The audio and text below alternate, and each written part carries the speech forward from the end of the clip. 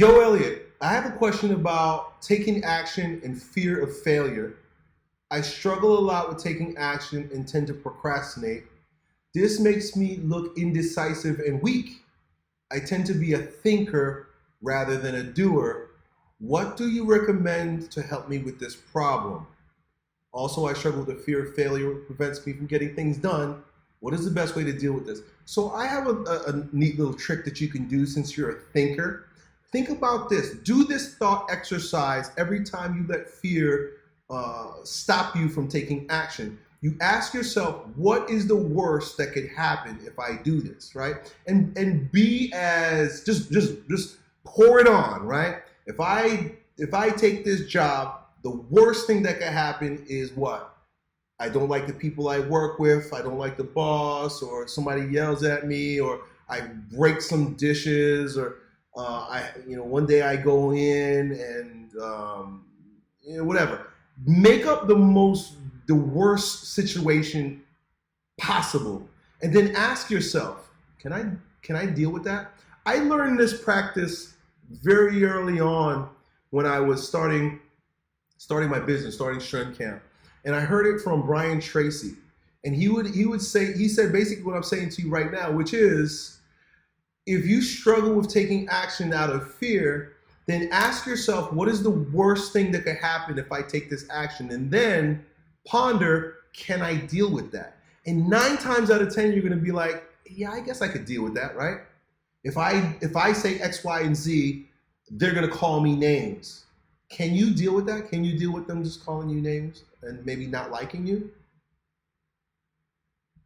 Yeah. I mean, will it really bother you if that person doesn't like you? Right, probably not. Then what's holding you back, right? If you ask that girl out, right? What's the worst that could happen if you go and you talk to that girl? She could say, ew, get away from me, you're not my type. Can you deal with that? Can you deal with someone just telling you, no, I'm not interested, right?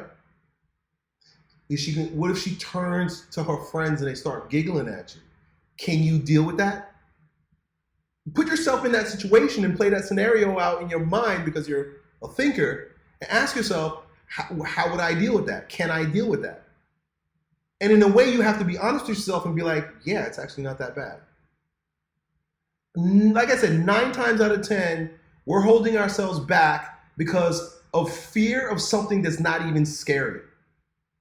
It just becomes habitual to be inactive. It becomes habitual to be paralysis by analysis. It becomes habitual to think, and by thinking, we think we're achieving.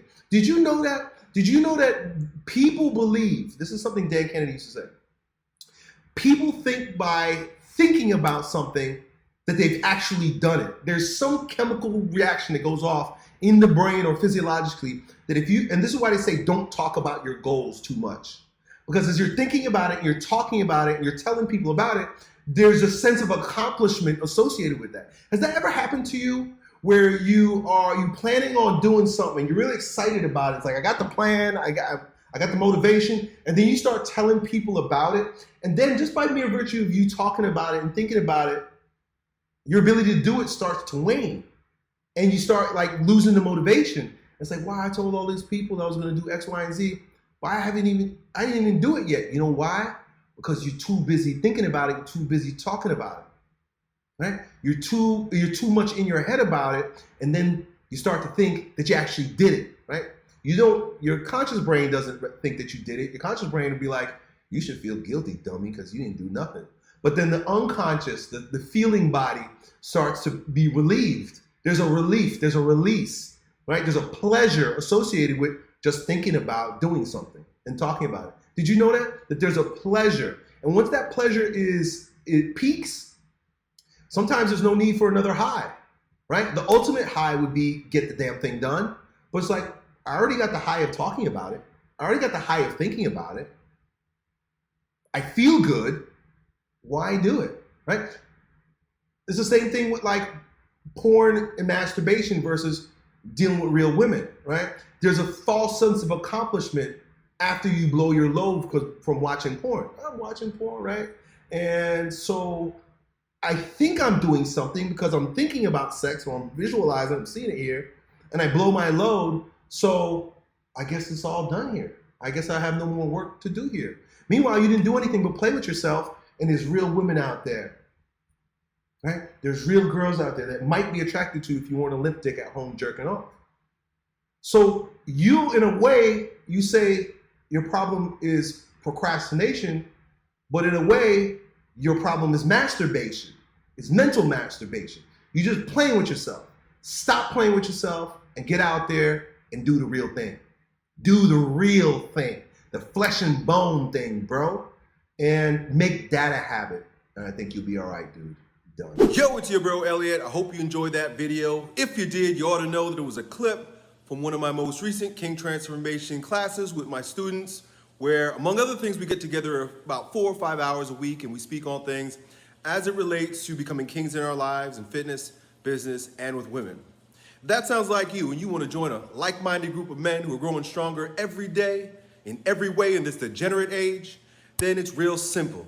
Just follow me on Instagram and then DM me the word King, K-I-N-G, and then me and my team will get back to the details to see if you qualify. I really hope to see you at the next meeting.